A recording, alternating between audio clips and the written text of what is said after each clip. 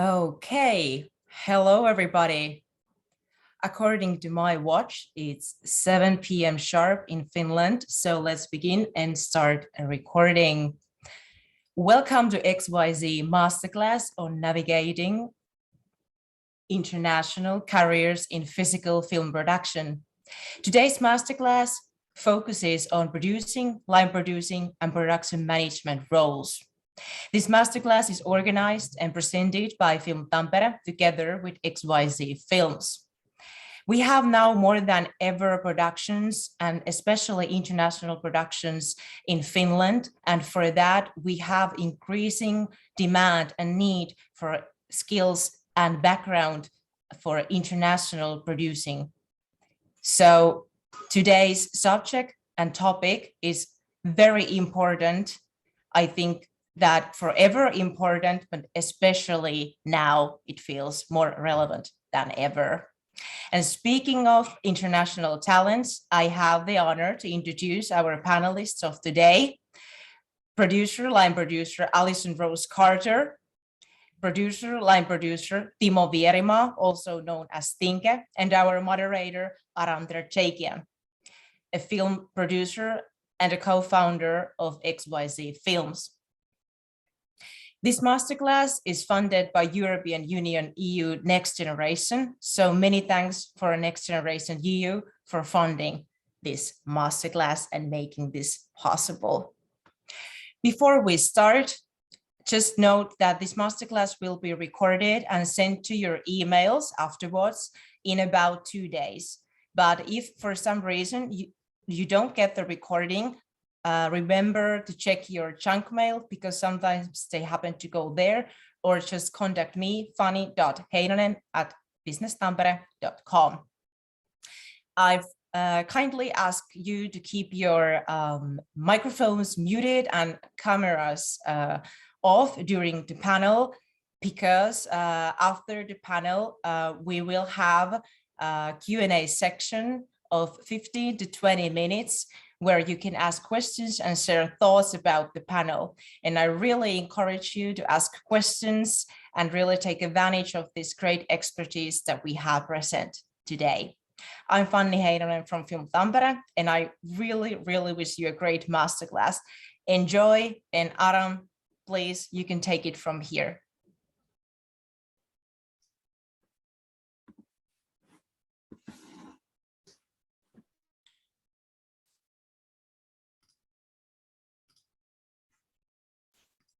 Thank you, Fanny. Is my camera on?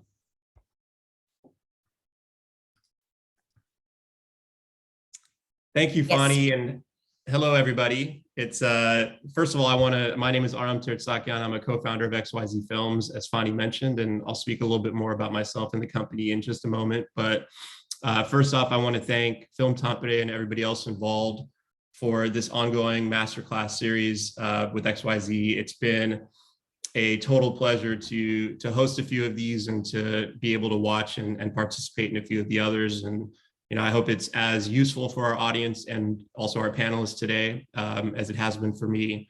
And yeah, so once again, thank you. So again, by way of introduction, my name is Aram Tertzakian. I am a co-founder of the Los Angeles-based independent film studio XYZ Films. We've been around since 2008 and have worked on quite a few films. I think for the purposes of today, the two titles as it relates to Finland that make the most sense to touch on are Duel, which we produced in the fall of 2020, actually with Timo, and we'll talk about that a little bit in a moment.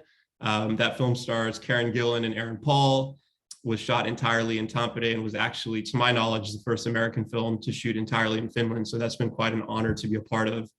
And it also premiered at the Sundance Film Festival this year and was recently released theatrically in the United States and abroad, and has been a wonderful success story for XYZ and for everything that we've been doing in Finland. Another example that a film that hasn't come out yet but has a very clear Finnish fingerprint is a movie that XYZ produced last fall in Wales called Havoc, which stars Tom Hardy and Forrest Whitaker and is a big action film for Netflix. That one, while not shot in Finland, is being a big chunk of the visual effects are being done also in Tampere with Troll VFX. And it's been a total pleasure working with them and seeing the Finnish connection come into play on such a big Hollywood film that hopefully at the end of the day will be a blockbuster that really displays everything that we're able to do and everything that the Finns have been able to contribute on the VFX side as well. So that's XYZ in a nutshell.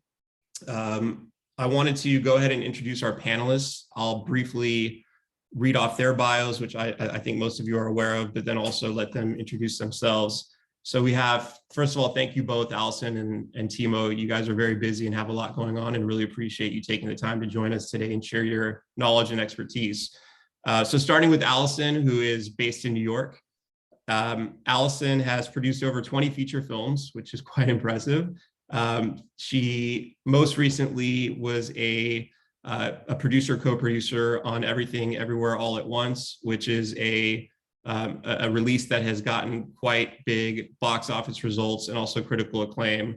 Going back further, she got her start on Eyad Zahra's The Taqwacores, which had its premiere at the inaugural Next series at the Sundance Film Festival. She has worked on quite a few films, and I'm proud to say we're also working together right now on a film that we're in the process of packaging and financing and hoping to shoot later this year, if not early next. Allison, if I missed anything, I'll let you touch on that in just a moment. And our other guest, Timo Tinke, is based in Finland. He is a producer and founder of the production service company Film Service Finland, who XYZ had the honor and pleasure of working together with, as I mentioned, on Duel. Timo's focused on international co-productions, and in the past 14 years, he has worked as a producer, line producer, production manager on projects co-produced all over the world, obviously in Finland for the most part, but also with Nordic countries, the United States, China, Germany, Canada, France, Italy, and Belgium. So his passport is well stamped, and we're looking forward to hearing more about some of those experiences.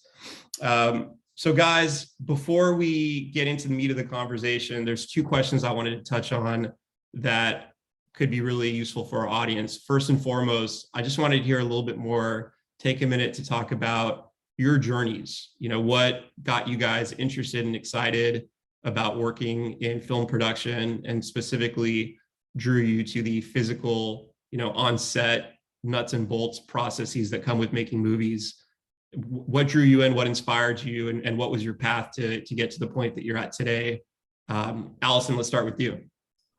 Okay. Hi, everybody. Yeah, I guess I'm one of those rare people that I kind of knew I wanted to do films since I was in my teens, and went to film school in the States. And I think that what drew me to physical production is actually partially my attention span, and partially my curiosity of learning different industries and people, and just kind of reading a script and trying to figure out how to actually make it. And I'm really drawn to the people you meet along the way. That's kind of what keeps me doing it for years and years. And yeah, you know, I just really, really like telling stories. So yeah, that's kind of mine. Yeah, I'm quite the opposite. I never had a ambition to go into film. It was a complete accident. I was in a high school, and there was a educational politics at the beginning of millennium, where they thought that sort of a creative business is going to be the future of Finland. It was the era of Nokia, and then we had the hardware. We needed something, the content to it. So they really had a lot of places in schools to do a bachelor's in different arts and in creative industry. So I studied in Tampere, and it was I went there directly from a high school, and I never, you know, took a step outside that. After that, I was 18, and it's been sort of a clear path from there, from one project to another. So it's a coincidence, but a nice one. I've been doing them now since I was 18, so it's worked out fine. And Timo, what drew you specifically to the physical side of it? Because a lot of people, I guess that's a question for both you guys. And you're both producers in your own right, as far as creative producers who are putting together developing scripts and putting together packages and doing the, that side of it. But what got you guys specifically? Because I can speak from experience, a lot of producers are, love the development and packaging side of it, but don't necessarily, love the physical grind that comes with making films, the actual hard work, labor intensive, long hours that come with being on set and putting together the team and overseeing the team and all those other things. What got you drawn into, and was that a happy accident, or was that something that you found that you really like to do? Or if I go first, I think it's really sort of the only way in Finland. I think, films have not been seen as an industry, so it doesn't attract, people coming from business education as much as, in some other countries where it's a serious business. I think, going back 20 years ago, I think, it was mostly sort of an arts business. So it was really that the producers, even most of them were, had ambition to be a director or a writer, and then they started to produce themselves. So it was that kind of people who ended up being the producers. I was actually studying production, so it was specific right from the beginning. But I worked through from being a production assistant on a music videos and small stuff like that, and then eventually moved on up in the ranks from in the production. And then I also sort of did my first producing, and still a few years ago I did some some documentaries. So it hasn't been only fiction. So I think sort of the only way in Finland eventually end up being a producer. It's not, there are exceptions of course, but the only way is really to go through that path where you actually do the physical production, and then eventually you end up there. So got it. Yeah, for me, when I graduated college, I moved to LA and I did sort of the Hollywood assistant track. And a lot of the people that I was seeing were becoming creative executives and were in the more development. A lot of LA jobs are more in the development side. And I just saw that, like, you could be working on the same script for 10 years and it might not get made. And that, for me, I was really impatient about that. And I also just really love independent films. So I left and I moved to New York City, where I am now, because at the time, the independent scene in New York was huge. And that's sort of now how I got from producing to line producing was actually just like a financial reason. I didn't have like a nest egg. I didn't have like a, big bank account to be able to produce. And I was watching a lot of my friends produce and not take any fees for it, and do it for free. And I realized that the investors on projects will pay for a line producer because they're the ones that are in charge of the budget, and it's such a vital role for them. So I it was also a bit happenstance for me. I was like, okay, well then I'll go and I'll start as a line producer, and get to kind of do the same things that producers are doing on set, but get paid to do it. And that's how I got started in that route. By the way, that's a great point for the Finns who are listening. One of the things about the American film industry, and specifically Hollywood, is that development can be a cottage industry. That there are people who do development full time and may never make a film.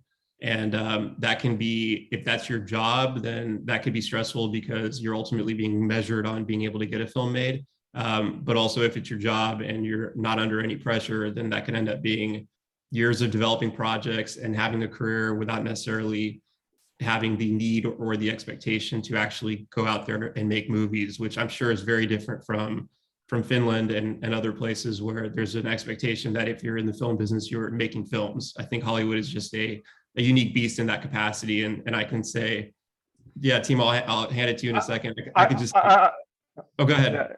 Yeah, I think it's very much possible in Finland to constantly develop and not do a film, but nobody's going to pay you for that. Right. I mean, I think it's on your own risk. So I think that's the difference. You might have positions in the bigger companies where you actually, you're paid to do the development. Yeah. So that makes sense. I mean, I'll just speak quickly from my own experience, which was I worked before starting XYZ. I worked a couple development executive jobs, and like Allison, felt the even though I was being paid, granted not much, even though I was being paid to develop projects, it felt like a potentially endless process of doing another draft and doing another draft and doing another draft, and everybody kind of being okay with that. And my hunger was to see films get made, and that was why I got into it, and that was ultimately why I took the risk to start the company, because we wanted to be a little bit more in control of actually being able to make movies, as opposed to being okay with these cycles of sort of endless development, or as we call it in LA, development hell. So guys, just to segue, I think this is a really useful question for everybody listening. And I think that I'm curious to see if the answers will be any different coming from a US perspective versus a Finnish perspective. But you guys are both uniquely situated in the sense that you are, as I mentioned, producers in the traditional sense of putting movies together and developing and packaging and all that. But you've also worked and have credits as line producers and also as production managers, and have worked those roles. Would you guys mind giving a brief overview of the differences as you see them, and less so from a dictionary definition, but more so from your experiences actually doing it, in terms of how producing versus line producing versus production managing actually break down in the role, in the path, as you actually do the work and prepare for a shoot, and then also find yourself doing the work on set? Yeah, I guess I can go first.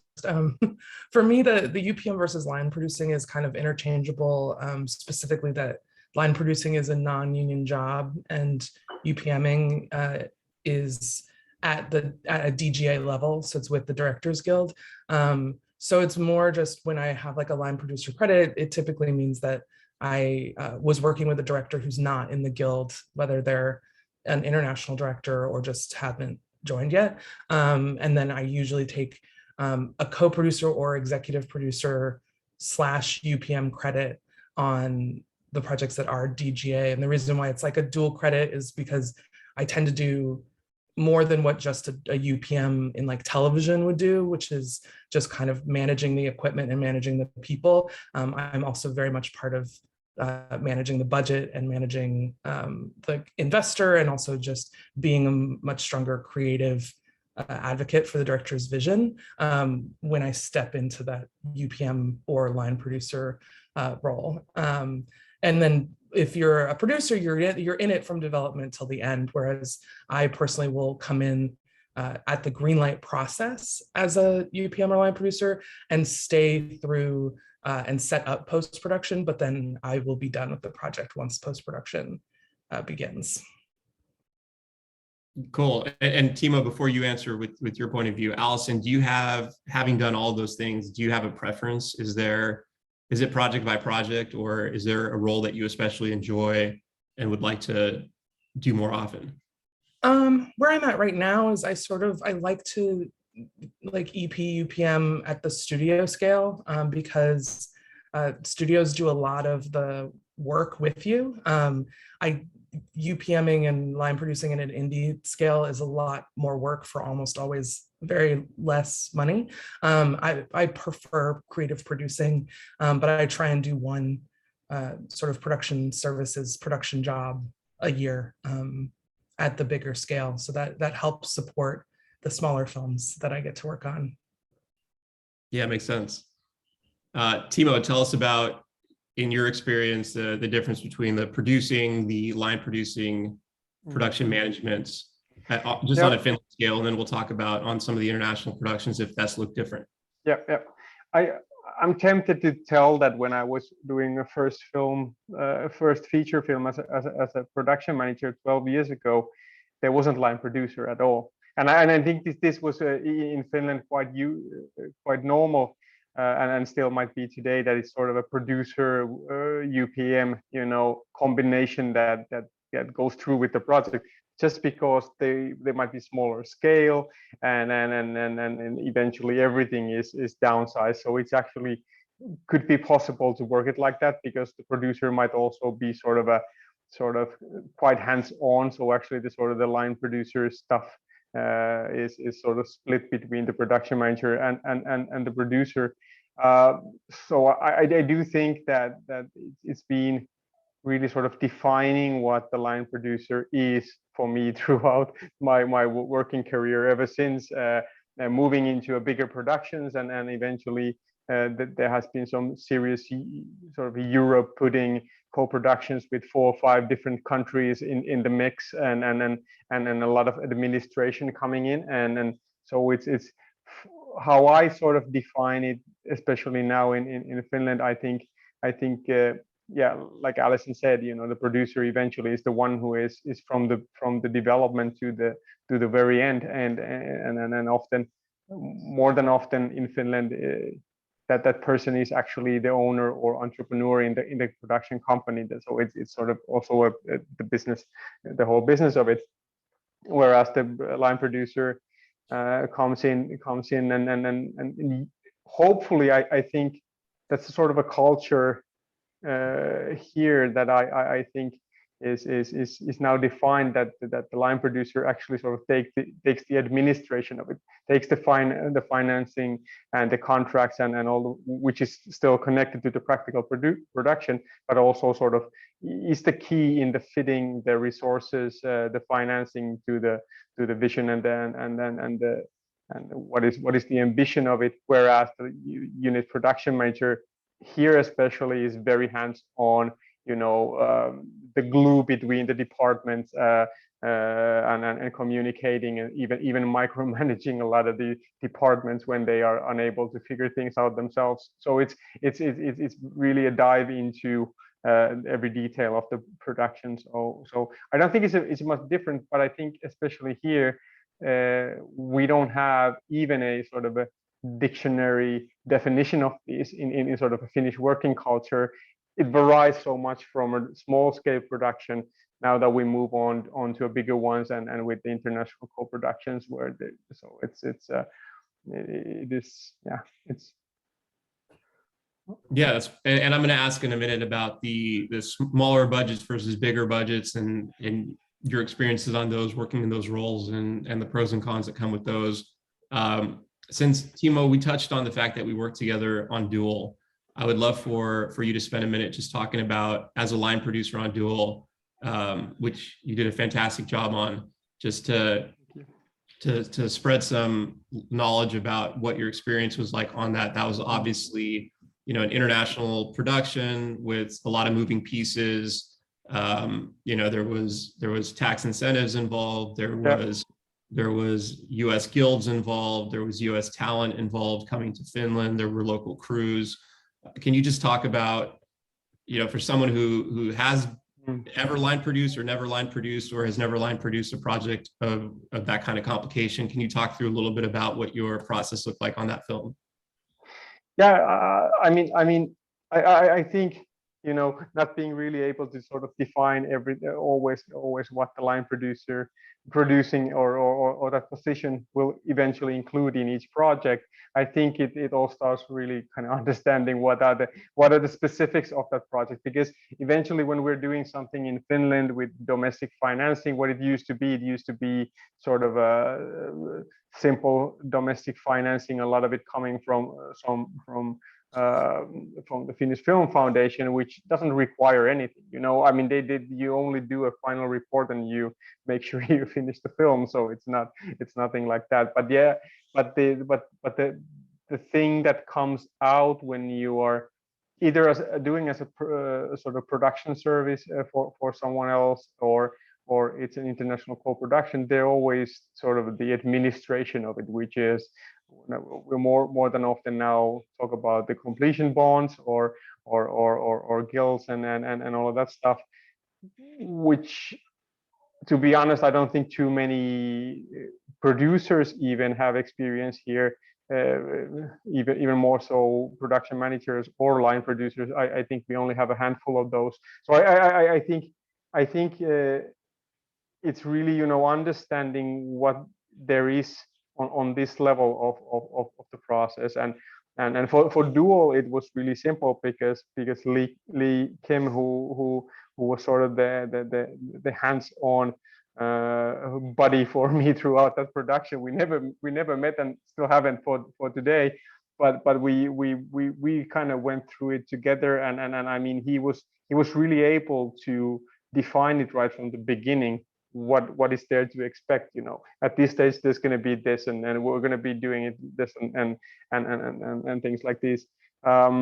We had a completion bond, which was something. It was Corona COVID period, so it was a little bit different that I had used to before, but nevertheless we did the reporting there. I had worked with the same bond company before, so it was pretty easy for me to establish a connection with them, and sort of being a reliable for them as well. But I think it was really important in that one, as in any project, to really not rely on any routine, but really to understand what are the sort of the administration expectations of it, because it would be kind of easy just going really like, okay, give us the money and we'll do the thing, but that's not all of it. But for a lot of things that might be, you know, the approach to it. So yeah.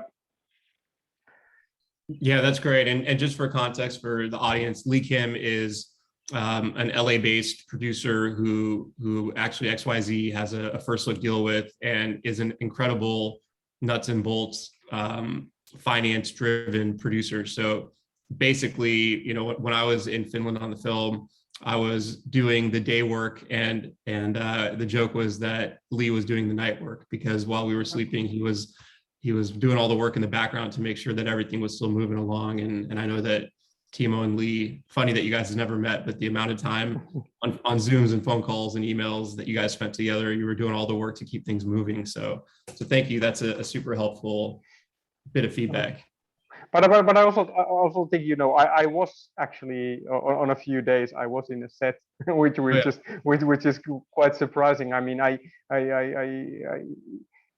could have done it, you know, in the end. Of course, I was interested, and it had the benefits of actually doing it. But in the end, I was thinking like I could have actually been, you know, just sitting at the office doing the administration and being, you know, the contact point to Lee and work out with a lot of the stuff. So I would have not necessarily had been needed in the set at all, because it wasn't sort of the field that my tasks were. And then last year actually we did a film where a lot of same crew with the dual similar kind of setup. I didn't make it to the set. We shot 37 days and I never visited the set. So it was yeah. And by the way, that's not abnormal. And in the case of a dual and you guys with Film Service Finland, Juppe Lohainen was the production manager, and he was on set every day and was doing a great job doing exactly what you said, which was making sure the wheels, as far as crew and locations and everything else, were moving in motion, working with department heads and basically doing the on-set work to make sure that, you know, any fires of that nature we could deal with in a really quick manner. So I think that division of labor is really helpful for people who are listening to understand, you know, in terms of the work that you were doing, Timo, and the work that Juppe was doing as partners, you know, where one of you was in the office making sure that from a financial point of view, from a budgetary point of view, from a union point of view, from a bond point of view, with all these different factors that had to be addressed, had to be reported to, had to be covered and tracked and audited on a daily basis, that none of that was slipping through the cracks, while Juppe was also there every day making sure that the team, the crew, the actors, you know, everybody, the director had everything that they needed, felt supported, and that the wheels were in motion on a daily basis and that there were no surprises. So I think that's for people who are learning the difference between those two roles, I think that's a really useful case study. So Allison, I want to talk to you about, you've done a lot of work in the US, you've also worked abroad. And, you know, I know you've produced in France, I believe in Paris, and also in Estonia, which is very familiar and local to a lot of the people who are on this call. I think a lot of Finnish productions end up working in Tallinn or in Estonia in some capacity. Would love for you to talk about, number one, the project you worked on in Estonia, and the sort of what you saw as from a physical production point of view, the advantages and challenges that came with that. And then I guess the second part of that question is how that felt different from what you're typically used to seeing on a US set. Okay. Yeah, I mean, the project that I shot in Estonia was very small. What was really interesting about it was I kind of came on as a US producer to help bring in some US talents, and worked really closely with the production company over there called California, which, they do a lot of producing in Estonia and are from there. And the project is called Infinite Summer. It's directed by Miguel Lanzo, who's a Spanish director, actually, who moved to Estonia recently. And yeah, it was, I mean, like I said, it was a very, very, very small production. It was a lot of, local student help, and also Miguel's core team came in for it. But yeah, Estonia is great. And how did that feel as far as working Estonia? What felt different, foreign, easier, harder than a lot of the work that you've done? Obviously, every U.S. production is different in size and scale, but I guess compared to a smaller budget U.S. film, what were the pros and cons that you felt working abroad, and specifically, I guess, in Estonia? Well, yeah, and in 2017, I participated in a program called the Transatlantic Partnership, which was like so I got a little insight into like how different it is producing and physical production in Europe compared to the US, because the program itself was like a lot of Canadian, German, and then a handful of other countries, and then American producers kind of coming together for a couple of weeks to just talk about the experience. And so it was really interesting, the process of sort of chasing like government money and just soft money, and how time consuming that was for our Estonian producers, and just sort of living in the world where we never quite knew like what the budget size was going to be, and having to like adjust based on what financing we could actually get. And that, I think, was uniquely different from my experience in the US. Like all my other films, it's like you kind of know, like, okay, we have $50,000 to shoot this movie, or we have $50 million to shoot this movie, and then you fit into that box based on like casting and financing, and just the interest of the financiers and the scope of the financiers' ability to raise money. So it never feels like a big sliding scale of like, oh, this movie could suddenly have a ton more money or a ton less, and we're still going to shoot when we're going to shoot. And that to me was like probably the most unique experience as far as like figuring out physical production and executing. Yeah. And just one last question on that note, did you feel, and Timo, I'm going to come back to you about this as well, but Allison, did you feel working with American crews versus, I'm assuming, mostly a foreign crew, were there challenges that came with that? Were you pleasantly surprised by any of it? What was the vibe like? Like, what are the differences with the vibe on set once you're actually in the nitty-gritty of the day-to-day? Yeah, I mean, I think we were lucky that Miguel's like core team was his team. And also that another thing I found that was really unique to this experience was, he had his team together months and months and months before we had financing, and the amount of like kind of, pre-prep work that went into making the movie happen was like pretty extraordinary. And something I'm not quite used to, but it is definitely like, it's his core team, and they were all just helping out for months while we were trying to figure out what scope we were going to shoot. So I think that really helped make the film better. But yeah, there wasn't a US crew. It was predominantly from Europe. Yeah. Got it. Yeah, and I'll just weigh in, Timo, before I hand it off to you. In our experience at XYZ, we do a lot of international co-productions, and a lot of times multi-country co-productions. And Allison, to your point, it's a funny feeling when you're going to make the film, but you never really know how much you're going to make it for until you get really close to making it, because there's all these, I mean, I would say amazingly, there's all these opportunities for soft money, whether that be through the co-production structures that allow you to get more than you even expected, or things like Euromage, which is a European funding body that could approve your project and invest in the movie, but sometimes you don't know till very late if that's going to happen.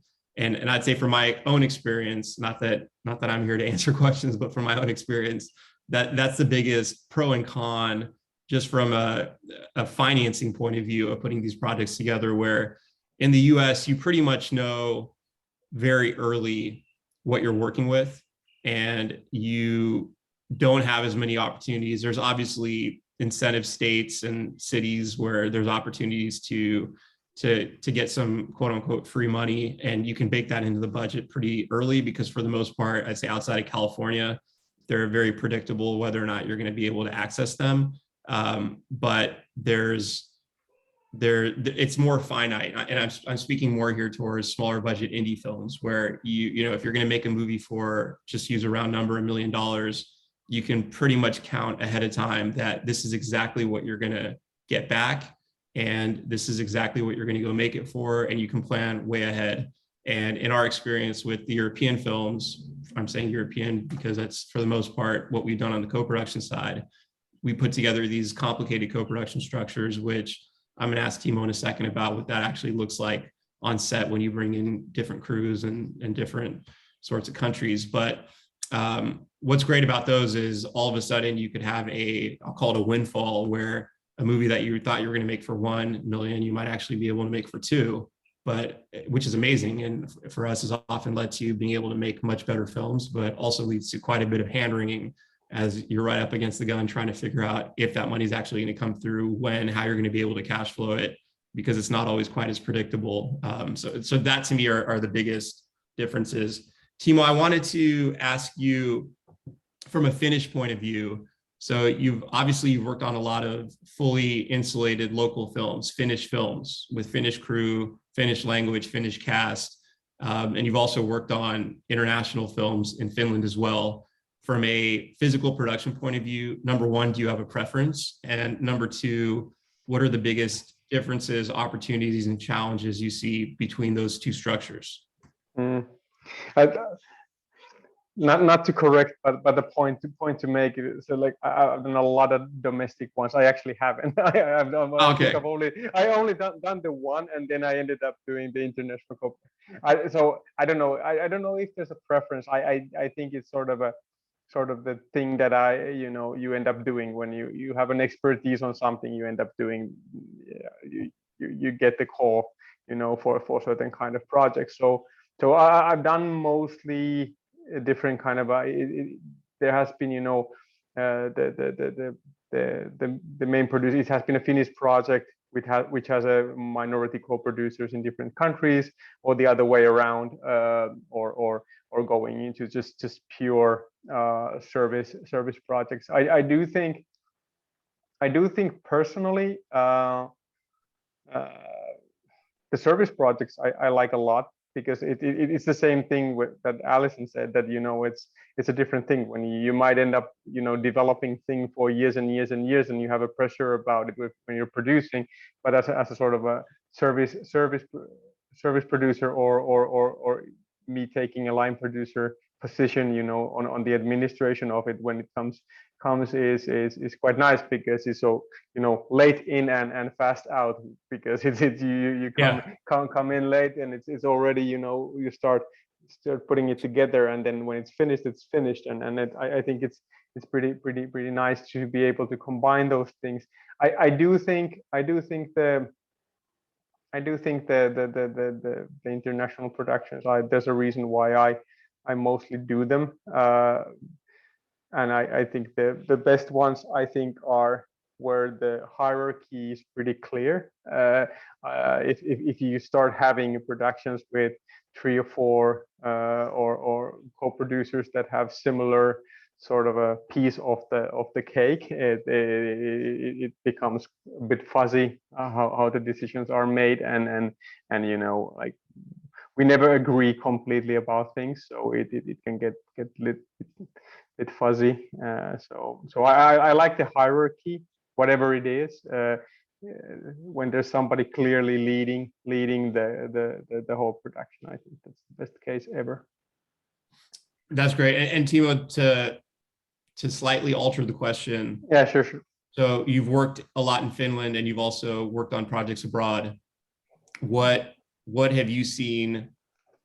First of all, I guess I'd ask, what's your preference? I would assume working in Finland, but maybe not. And second, what are the biggest differences you've seen, and specifically, again, on the physical production side? And I don't necessarily mean, on set, but as the projects move into production, what are the differences you've seen in terms of the way things work in Finland versus the way things work in other countries? And I recognize every country is different, so feel free to talk about any experience.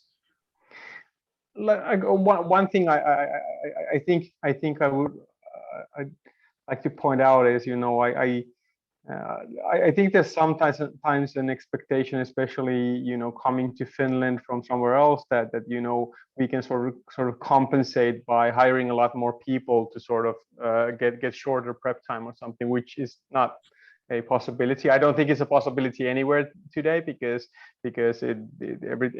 everywhere it's so busy at the moment. So you just cannot go and decide that in 8 weeks, we have a first discussion today, and 8 weeks from here we're actually starting to shoot a film. You probably won't get a crew. So I think that has been in the past. I think with some of the projects, I think a bit different. Then again, I've been on the other side, going somewhere else, and we've squeezed the prep time very short, and we just hired more people or so. So I think we have limited resources here, whereas in some other places, and of course, I think always the sort of the domestic, the scope of domestic productions also defines sort of the culture of like how big the crews are. And I think in Finland especially, we've used to work with such a small crews in Finnish domestic productions that it's a bit difficult even to scale up, and for people to understand like how we actually scale up in production crew. So it's So that's a great point, because we felt that crew pressure, certainly on Duel. We ended up with a great crew, but it felt like there was a lot of, even in fall of 2020, pre-vaccine COVID, Finland was doing pretty well. And it felt like there was not a huge crew base to choose from. That's something that I want to touch on for people who are just getting started in their careers, who are watching this, who are potentially interested in careers in physical production, whether that's working, as crew or department heads or whatever the case may be. I'd love for both of you guys to touch on, you talked about how your careers got started, and the answer might be that it's totally different for everybody. But Timo, from a Finnish point of view, what would you encourage, I don't even want to say younger, but people who are just starting out in their careers and who are interested in physical production, what would you recommend as a potential way for them to get a foot in the door? Is it school? Is it figuring out an internship, or hustling a way to find a way to work on a set? What is the way? I know there's, in my conversations with Film Tampere and Business Finland and others, I know there's a lot of muscle being put into training and bringing on more crew in the next generation. What do you see as practical ways that someone who's looking to break into a physical production crew type career can get a start? I think it shouldn't be very difficult nowadays, because we really have a shortage of people. So when I graduated, it's really time when people went and changed and studied something else, because nobody had any jobs available basically. So it was just pure endurance to wait until there was some projects to work with. I think just the amount of projects happening at the moment, I think it should not be very difficult, to get to the first step of things, the first step of the ladder. And I mean, I don't think you need necessarily, you don't need a bachelor's degree to do, production assistant. That's not the thing.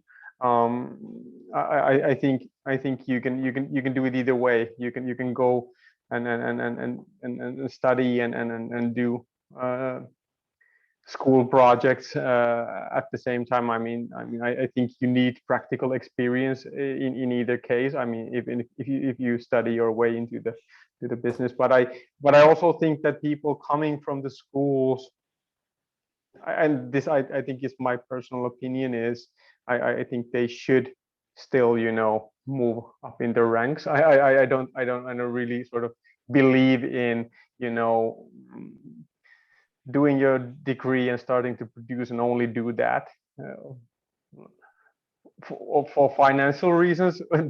I don't think that's wise. Like Allison pointed out, that it might be better to work for someone else and then develop your own projects and at the same time. But also I think the sort of the experience and routine you get from there is important as well. So I think the possibilities are it shouldn't be very, very difficult to do it either way. Yeah. Allison, I'd love to get your perspective from a US point of view. Yeah, definitely. Yeah, how do people get a foot in the door? Is it film school? Is it finding a way to get an assistant job on set? How does one even go about doing that? Obviously, you've had your own path, but from you're working on a lot of films and meeting a lot of people who are just trying to get their foot in the door. What advice would you give folks? Yeah, I mean, I think that there's a ton of ways to get in. I think the pro for me for going to film school is that I met a community of other filmmakers, and we helped find each other jobs, and we worked on each other's film sets. And ultimately, the first feature I made as a producer was an alumni, somebody I went to college with. So there's a big community building when you go to film school. I think that if you choose not to, there's still a lot of great opportunities you can try and start as a PA. You can, a big like advice I give people that a lot of times they don't really think about is like, if you can have the opportunity to work or volunteer at a film festival, that's another really great way to like build a network and community that's like not paying for a college and being in school for many years, but instead like attending festivals to meet and network with other people. And yeah, it's the same here. It is so busy in the US right now that there's a deficit of crew members in all departments that we're hiring a lot of like entry-level people to do the sort of smaller jobs, and then this is less speaking to the people just starting out, but also one thing that I've always really done is sort of mentored and made sure that there are mentorship positions in all the films that we've done for entry-level people that want to get into physical production. And it might just be because I like my style and I want to trust that the next generation like makes movies the way that I make movies. But that's something that I think is really important that we should talk more about when you get to a certain level of the line producing, UPMing, and producing, is like making sure that there's like a seat and a space for the next line of production people and producers to be able to have like full access to like what the experience is. And so I try and have like I usually call it like an assistant production supervisor, or just an assistant for the producers that is there just to kind of learn. And I think just like it's choosing all different angles, really. It's not just leaning into one, but just taking advantage of any opportunity that comes your way that will give you experience. Perfectly said. I couldn't agree more. I mean, just again, to weigh in with my own 2 cents and my own experience. For me, in college, I worked on a couple student films and was fortunate enough to produce one without even knowing what that meant at the time. And that was a great, I'd say, low risk trial by fire to figure out if I even liked it and what that all looked like, what the day-to-day of the A to Z of developing something, and then figuring out how to cast it, and then figuring out how to finance it, and then figuring out what shooting it looked like, and finding equipment with the skeleton crew and all that. So I would definitely recommend, even if somebody who's just getting started, even if you don't have the means to finance a short, which shouldn't be something you're doing anyway, I think that if you find a project you really like, whether you're producing it or just working on it in some capacity, being around a short, whether that's a student short or a short that's going on in your community, is a great way to get started, and build that experience so that you can feel, number one, do you even like doing this? And then number two, you can gain a lot of confidence in just understanding a lot of the terminology, the shorthand, the processes that go into it. It's obviously a different ballgame when you get into features, but that's a really good way to get started. And also in my own experience, I was lucky enough to go to film school at UCLA, which I wouldn't recommend for everybody. In my case, it was, as a California resident, it was very inexpensive. And I was fortunate to have some scholarship with it as well. I think that, depending on, I know the situation in Finland with education is a lot friendlier than it is in the US, but I think education is a good thing. Always, but I also think in this business, it can be really helpful for networking and meeting people who are going to be your future colleagues and peers. In my case, I ended up meeting my two business partners, who are still my business partners today, at the UCLA producing program. So that was the number one best thing that came out of that experience. And, number two was taking classes outside of the producing program, which I was able to do. So I was able to take cinematography classes and directing classes and screenwriting classes. And it did two things for me. Number one, it helped me understand and appreciate what goes into those things. And then number two, it also made me appreciate that I didn't want to do those things. And I think that both of those are really valuable for somebody who's just getting started to learn. Do they want to be doing the physical work? Do they want to be on set? Do they want to be a technician? Do they want to be a supervisor? I think all those sorts of things, as you're getting into it, both from a networking point of view and an experience point of view, are really helpful. And to both Timo and Allison's point, right now is a great time to get in if you're just getting started, because there's shortages across the board. Coming out of COVID, there's so much production going on. There's a lot of streamers and studios and even indies that are picking back up. And I think the bar to get in, and I say this as a positive, the bar to get in is a little bit lower than it was before. So people are more welcoming and open to new voices and maybe more inexperienced people who can just be hungry and be willing to learn and lend a hand on set. So I think that's great advice. Switching gears, I want to talk about small budget versus big budget. And small budget can be a couple $100,000. It could be a couple million. Big budget could be a few million. It could be 20 million. I think those numbers are obviously totally subjective and different in every country. And I'll speak about my experience on Havoc, which was a very big budget film, versus a few other films that were a lot smaller. But want to hear from you guys, again, from a physical point of view. Number one, do you have a preference? Number two, what are the biggest differences that you feel when you're actually putting together, from a line producer point of view, putting together the movie, and then from a production manager or producer point of view, on set day to day, working on these films? Is there a preference? Is there a big noticeable difference when the budget's bigger, maybe the talent's bigger, the expectations are bigger, versus something that's more bootstrapped? Whoever wants to go first. Well, Allison, let's do alphabetical order. Okay. Yeah, I mean, it's really, so from a line producer standpoint, I'm in charge of all of the people and all of the things. And when you have a lot more money, you have a lot more people. You could be making a sub-$1 million movie and your crew is a crew of 25. And I appreciate the intimacy of that, and and sometimes just the limitations of low budget can really incite some really creative solutions.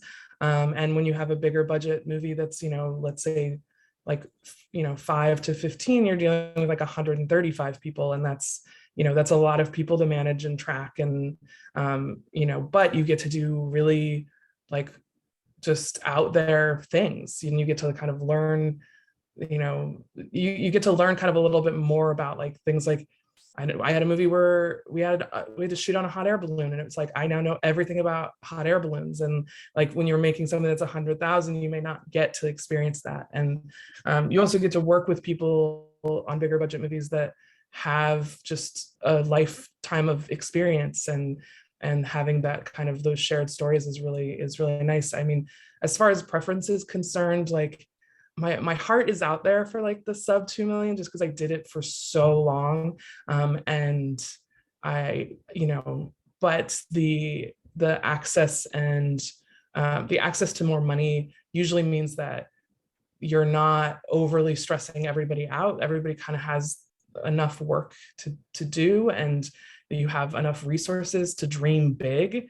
That's been, I've worked with I worked with one director on 3 films, and the first one we did together was sub-mil, the second film we did together was like the 2 to 3, and then the last one we did together was in like 12.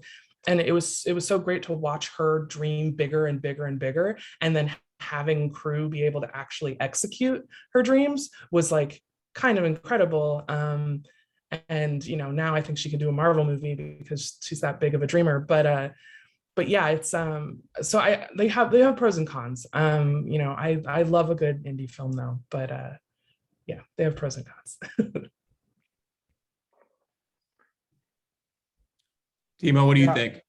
Yeah, I mean, I think I would never sort of measure, the how challenging or easy or rewarding a project is based on the actual budget that it was, because you get these bigger budget projects which have elements that are costly, and they might end up actually being a bigger stress to make it fit in and work out, rather than something with a very small budget, actually, because it can be also that the sort of the script and the ambition is easier to achieve with that. So I do have a lot of good experiences for something that we did with very small crew, and then I have good experiences on something that had a bigger resources, and also bad experiences on the both end as well. So I do think it's really how all these things fit together. That said, I really like the sort of the structure that comes out in a bigger cruise. Even though it's I think for a lot of Finnish crews, I think still there's a little bit of adjusting to it. We're constantly discussing more and more about how we actually build the sort of the structure of it, where their departments are taking certain responsibilities they are not used to before in the smaller productions, and because we cannot sort of micromanage everything from the production, but they need to sort of structure themselves. They are small crews by their own, set departments or locations, whatever. You end up having 30-40 people in this department, which is not, it's a different thing when there's 5 people in that department. So I think it's I do prefer structure, and often the structure is more clear when we get to a certain size of crew. So I think Yeah, I mean, speaking from my own experience, it's very, very similar answer, which is that I feel very fortunate to have been able to work on both, or I'd even say all 3, because there's a third way, that a project I'll talk about. But so one of the first films we produced was a film called The Raid out of Indonesia, which was a nonstop martial arts melee of a film. And anyone who hasn't seen it, I recommend checking it out. But that was made, these are rough numbers, but that was made for about $1 million. And that was a project. It was Gareth Evans, who is a great filmmaker, and the same filmmaker who I'll talk about in a second, who did the bigger budget film we just did with Tom Hardy. But that project was incredibly bootstrapped and incredibly tight, and everything about it was a challenge from a financial point of view, because the resources are literally so limited. I think there was something also very liberating about that, though, from a top to bottom. It was very democratic. When you're making $1 million movie, nobody's getting rich, nobody's living differently than anybody else. Everybody's there to make something and hopefully make it really good. And that was a really cool experience. And the movie turned out being amazing. And I think that with a bigger budget, it might not have been. I mean, obviously there's a case to be made that there could have been bigger set pieces and we could have had more resources and maybe we could have made it even better, but the movie turned out great. And I think a lot of that had to do with the feeling of we have to become very imaginative and resourceful, and we're all working with what we have. And there is no piggy bank at the end of the day if things go wrong. So things can't go wrong. And that's obviously high pressure in its own right, but it was one of my favorite experiences and one of my favorite films, because that sometimes that structure and limitation creates discipline and motivation and inspiration, because everybody knows that they're trying to pull off, something damn near the impossible. On the flip side, the film that we just did with Netflix with Tom Hardy is, I won't say the budget, but it was a really big budget and also an amazing experience, and the same director. And one of the most inspirational things for me was watching a filmmaker who has done something for $1 million, do something for so much bigger and not be fazed by it.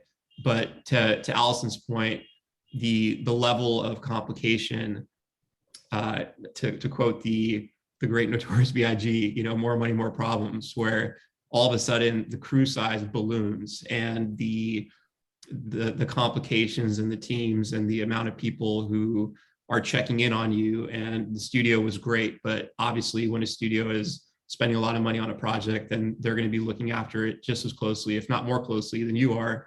And it was one where having more resources made things in many ways easier, because there was never a feeling of we're going to run out of money, which does not mean we went over budget, but it just felt like this is well budgeted for. There's padding in the right places. There's contingencies. This movie's too big to fail, in the sense that nobody's going to allow it to have a nuclear scenario come through. Whereas with a smaller film, it's just you're on an island and you're responsible for it. And, you're every day trying to avoid a catastrophe that could really be expensive and set you back. On the flip side, though, it brought its own challenges. Like I said, much bigger set pieces. I got to work in like your hot air balloon story, Allison. I got to see some incredible things, some of the biggest set pieces I've ever worked on, some of the biggest action that I've ever worked on, some of the biggest actors I've ever worked with and had the honor and the pleasure to work with. But just from a size point of view, it was daunting. It felt like running a really huge corporation as opposed to, running something that was more like a boutique family vibe. But again, really glad I had both experiences. And the last thing I'll say as a middle example was we did a movie called Stowaway with a wonderful director named Joe Penna that starred Anna Kendrick and Toni Collette. And that was a movie that fell right in the middle, because we had a sizable budget, but it was an indie film. So it was all the same pressures that come with a $1 or $2 million movie. There was no studio. There was no, and it was a very ambitious sci-fi space film, so there was no padding in the budget. And that was one where we had a great team. We had an amazing result and an amazing process.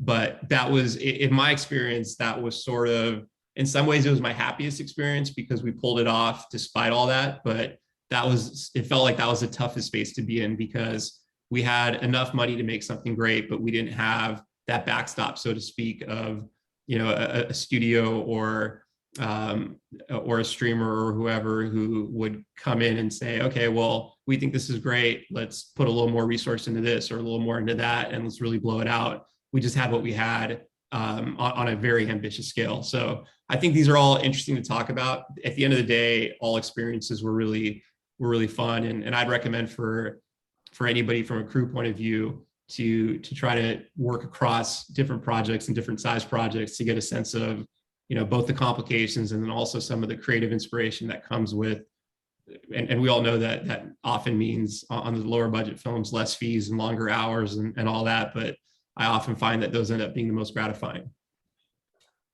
Yeah, wow, I can't believe the raid was made for that amount. That's incredible. Go back and watch it now. It's crazy. There's stuff like it. So for anyone who's not familiar with the story, it's about a SWAT team in Jakarta that goes into a building, a skyscraper, high-rise building, to try to take out a bad guy who's holed up on the top floor. And Allison, I'll talk to you about it sometime, but it was basically, this high-rise building was 2 floors, and we were just constantly reset dressing each floor to make everything look a little bit different.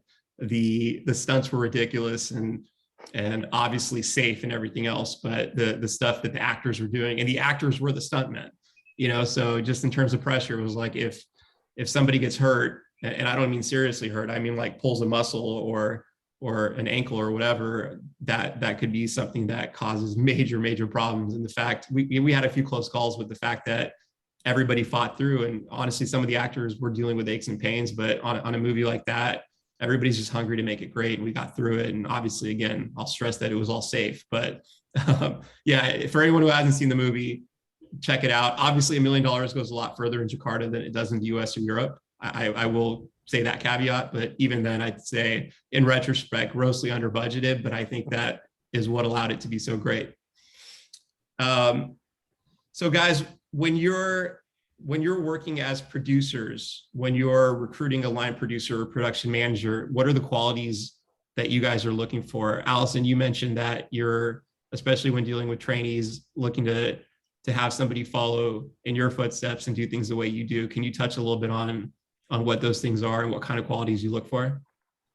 Yeah, I mean, I think at the front is kindness.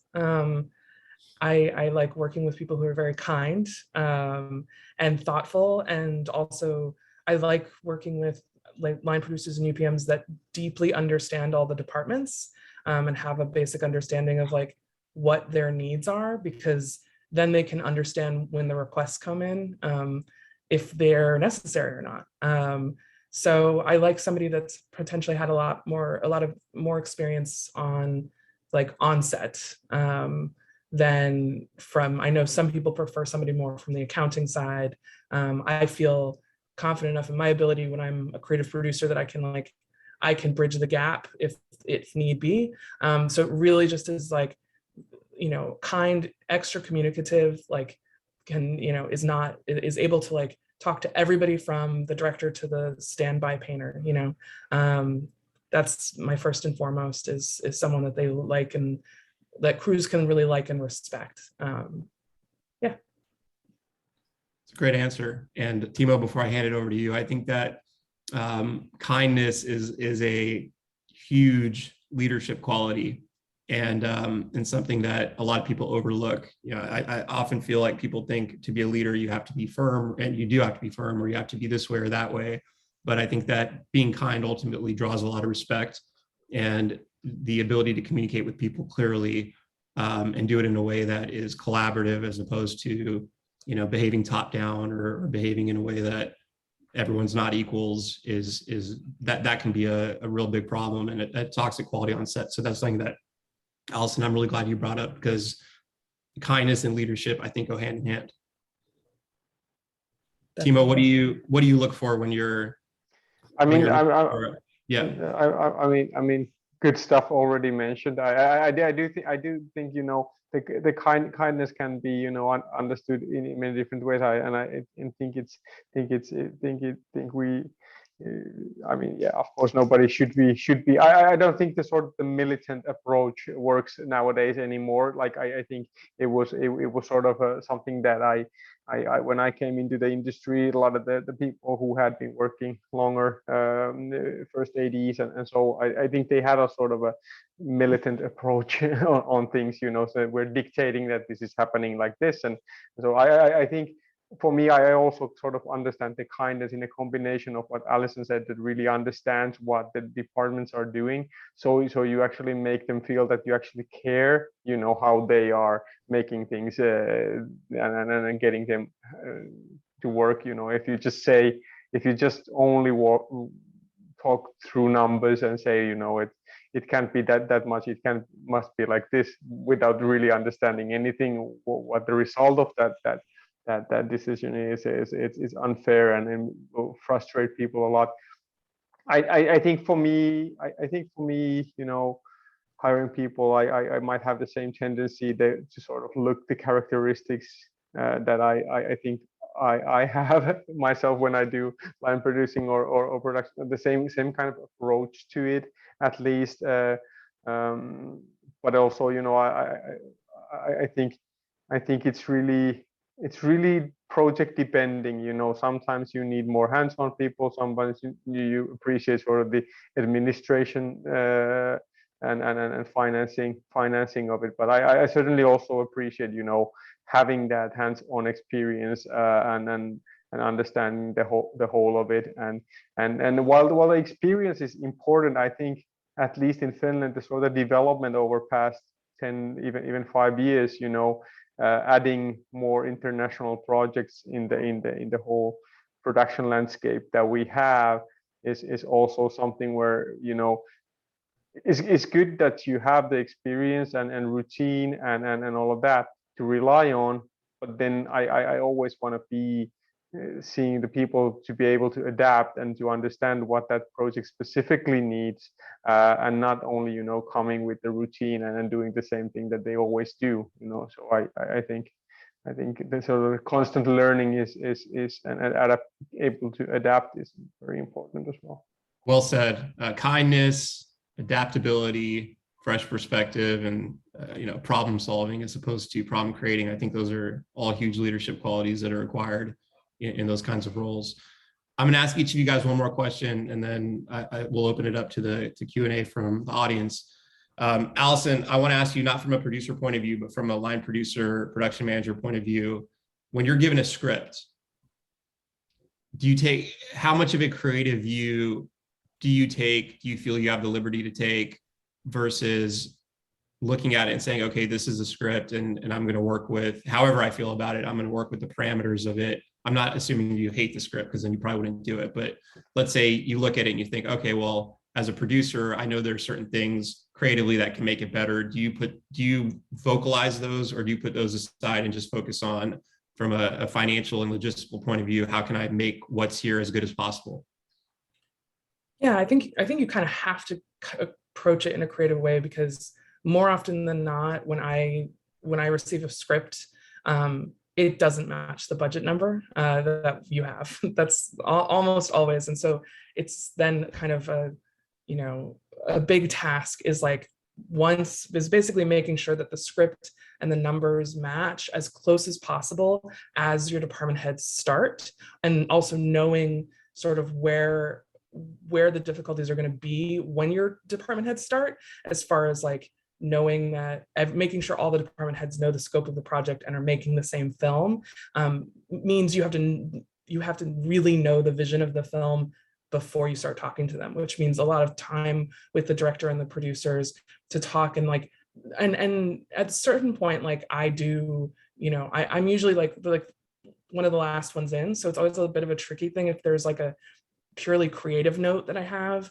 as far as like, let's get to know each other a little bit, just so you know that like I understand the story, and so that you can kind of trust me if I'm like, and then this one plot point is, some movies I just can't, I just can't. It's one of those, the project's well taken care of, or, it's either accessibility with the director doesn't happen quickly. But for the most part, I'm drawn to projects where we're all in it kind of creatively together to solve the problem of like script matching the budget. And yeah, so it's, I see it as it can be a very, very creative partnership, or you can also choose for it not to be. And it's kind of up to you and the amount of work you want to put into the project. Really well said. Thank you. Timo, you get to say nice things about Finland to finish. So last question for you. We've talked about the bottlenecks with crew, which is obviously a global issue, but also an issue in Finland. On the flip side, what kind of feedback have you received from international crews and producers and actors, and also seeing yourself as far as what are the strengths, or what can Finland really be proud of for its abilities to be a great production location? Well, I do think, it's both, pro and con, that we're sort of coming from a lot of us, come from working with the smaller resources in the beginning, because we do the domestic productions most likely before we do international collaboration. So I think being able to do that sizing, where the resources fit to the script and the approach, I think it's sort of we're adapting to it quite well, and I think we have a lot of flexibility and tools to make that happen. It doesn't mean that people are working less than they should, but it's we're not so stiff about with unions or anything or so. It's there's a good flexibility, I think, and a very practical approach to it as well. I do think our infrastructure is getting much better. We're working. I mean, even the Finnish projects nowadays are more and more international co-productions, and Finns are going abroad to shoot stuff and learning from that side. What is a good service when you go to another country and have a good experience there. You're able to provide the same thing, when you're on the other side, providing a service for someone else.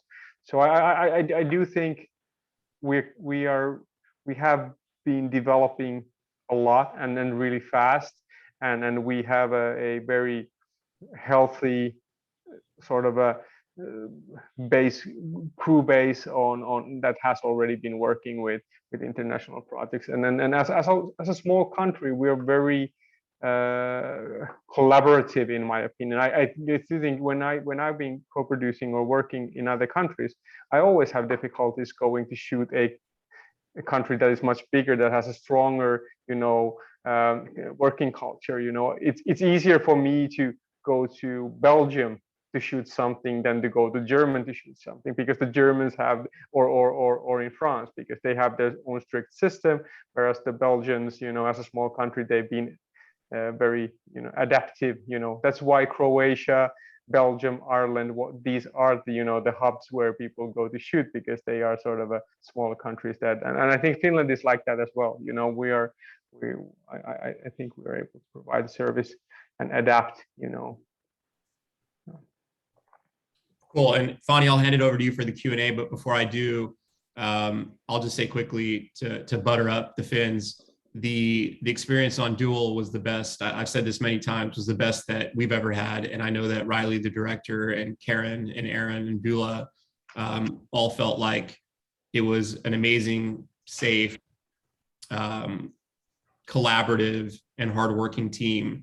And it really felt like getting back to the purity of filmmaking. And on the flip side, with Gareth and Troll on the VFX side, the quality of their work, their communication, their diligence, and just like not settling has been really well received and has really been well noted. So I think that I can tell you guys from an LA point of view, not that it wasn't already on the map, but Finland is really getting noticed as a place people want to be working because of the hardworking nature, the collaborativeness, the trust, the safety, all those sorts of things. So yeah.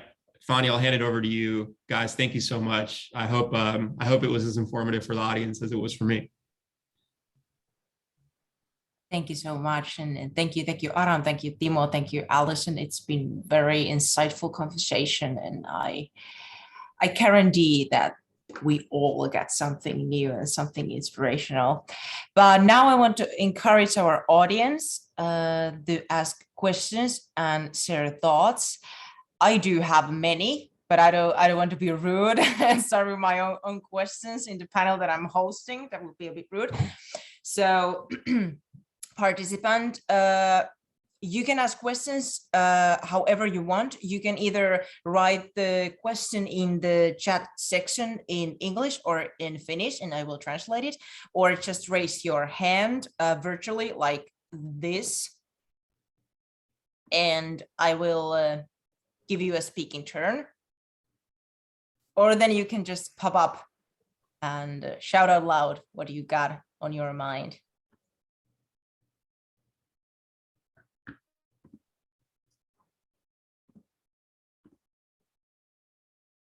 Okay, I take this as a, oh, we do have a question, fantastic.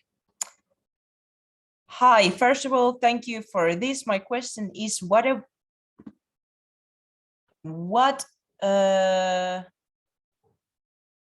my question is, what advice would you have for someone interested in producing but not 100% sure it's for them? Do I repeat the question because the tech or did you get the question? I got it, and I'll take a first stab, which is to just go do it, to immerse yourself in it.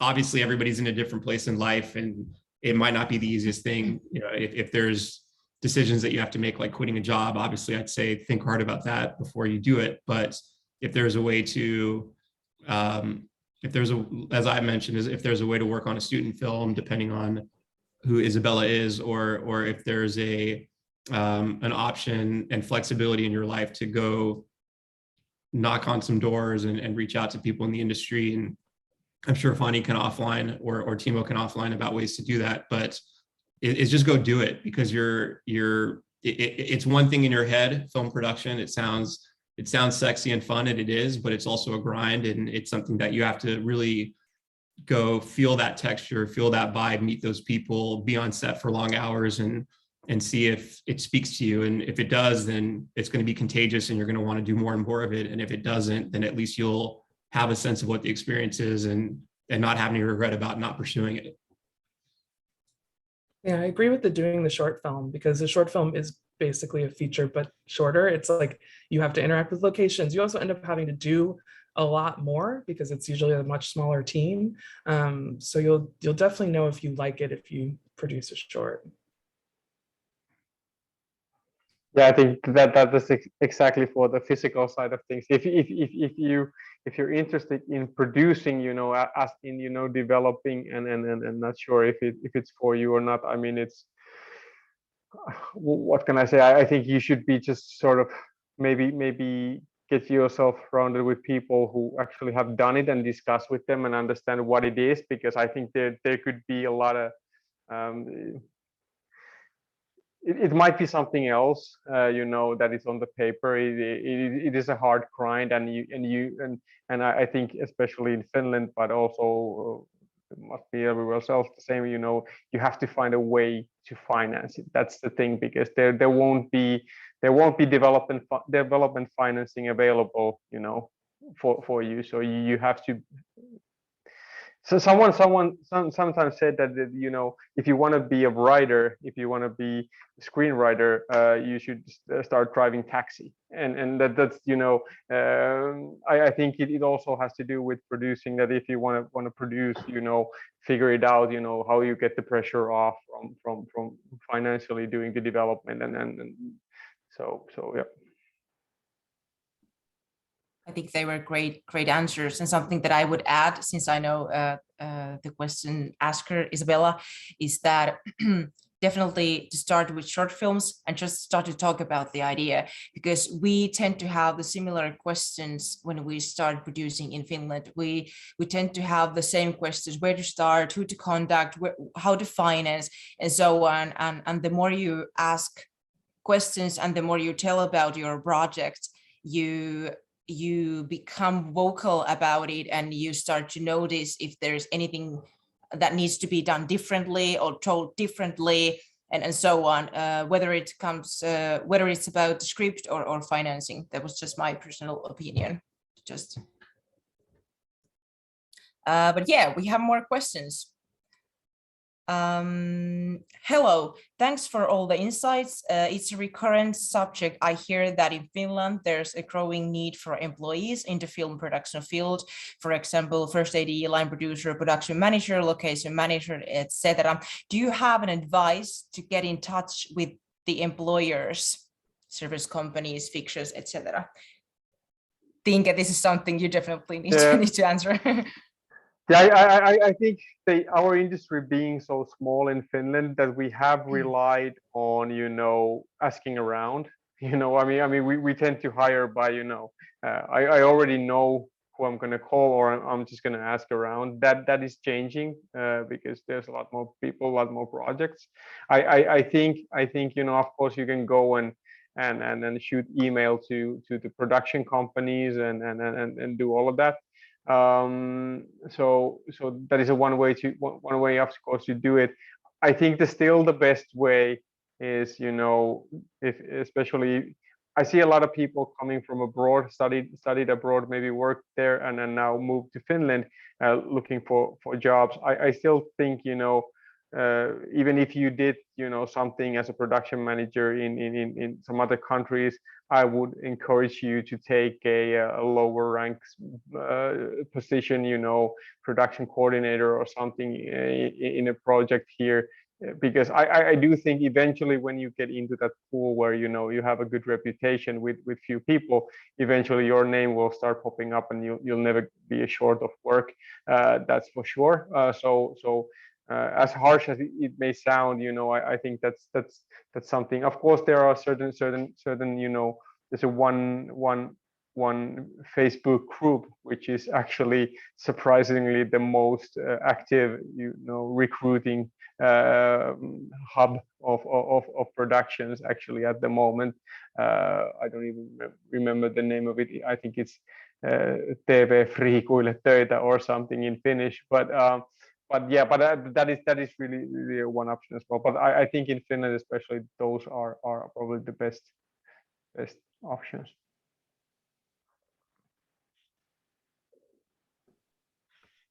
Yeah, since the question was more like directed to Finnish filmmakers, think I kind of covered it.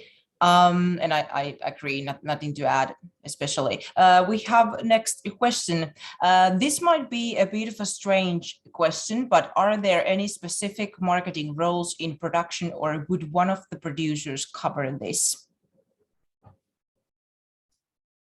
I can take the first stab at that. I think that's a great question.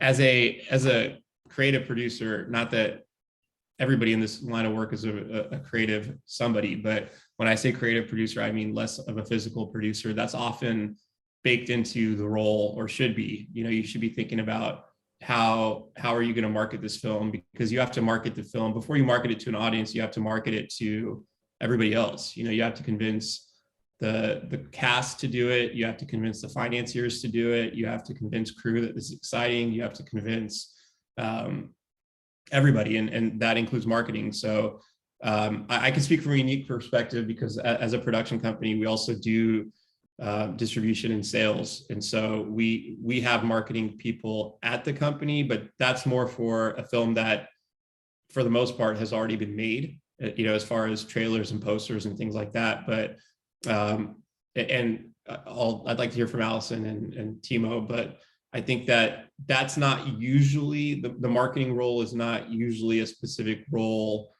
on a production. That's something that a producer is working on. And by the way, all producers and creatives should be thinking about when they're putting their project together. It sounds really basic, but what is the poster for this film? What is the trailer for this film? What's going to draw in an audience to want to see it? All those sorts of things are things that one should be thinking about. But Alicia, and I'll hand it off, I'm taking up a lot of time to answer your question. I think that if you're interested in marketing specifically, I would think about creative producing, or I would think about potentially getting a job or some experience with a distributor, a Finnish distributor, or a Nordic, Finnish, or Scandinavian sales agency, because they're very heavy into the marketing. Ultimately, they're the ones finding the people to release the film, or in the case of a distributor, they're the ones releasing the film and speaking directly to the audience. Yeah, I agree with all that, especially on smaller movies. The more you know what you want your marketing plan to be, the better chance you have once you partner up with a distributor. Because if, as a creative producer and the director too, is like the more stuff you have to show and share and ideas that you have, the more engaged the distribution team will be, and ultimately the better the sort of campaign will end up being. But yeah, it's the same.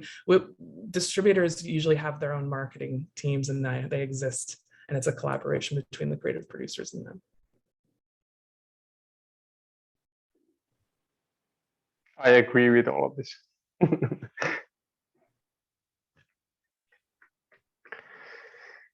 Yeah, nothing to add. I think eventually producer will know as a sort of a creative aspect of the production what are the sort of selling points, and I think more or less the marketing is not for the audience, it's for the financiers and the whole packaging of it, getting it together.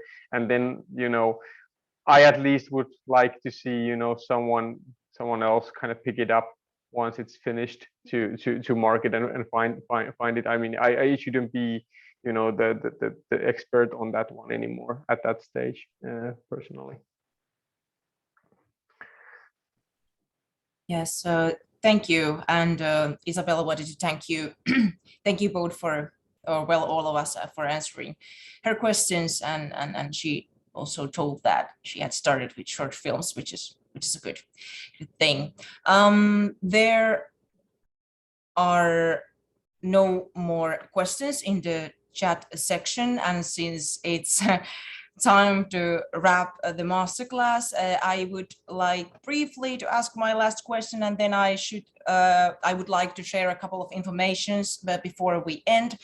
But about the lifestyle for filmmaker, Allison and Timo, what would you say about someone who is starting or is a newcomer, about the lifestyle and a little bit about the context? I've been educating film students for a year now, alongside my work in Film Tampere, and something that I've faced with students especially is that they can manage with the job and with filming and with shootings, but something that can be a struggle is the lifestyle. I hope you understand what I mean. Can you touch on this a bit? Thank you. Timo, why don't you go first on this one? Yeah, I'm trying to sort of grasp what the lifestyle in this context actually means. You know, if you mean sort of if you do a physical production all the time, if you do like a 200 shooting days a year, if you're working as an electrician or something like that, who only works in the shootings, I mean, it's a different question than ask it from producer, maybe your line producer, who it's more of a steady, you know, office job. I don't know about the steady, but you know, at least you know, it's not, you're not necessarily, you know, working by those dictated